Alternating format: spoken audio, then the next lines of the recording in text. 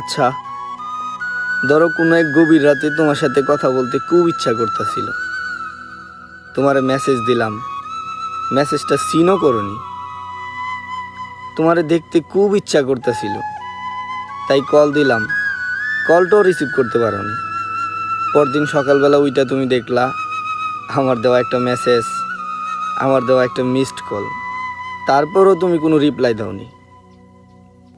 তারপর ফেসবুকে ঢুকলা, ফেসবুকে ঢুইকা স্ক্রল করতে করতে করতে করতে হঠাৎ আমার বন্ধুর দেওয়া কোনো একটা পোস্ট তোমার সামনে আসলো, আর সেইখানে আমার একটা ছবি দেওয়া, আর সুন্দর করে ক্যাপশনে লেখা, আমাদের ছেড়ে এভাবে চলে যাবি বন্ধু কোনোদিন ভাবতে পারিনি।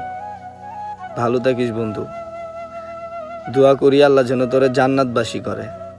আর তখনই তুমি আমার সেই বন্ধুর কাছে কল দিলা, কল দিয়ে আমার ব্যাপারে জিজ্ঞেস করলা, সে তোমার উত্তর দিল।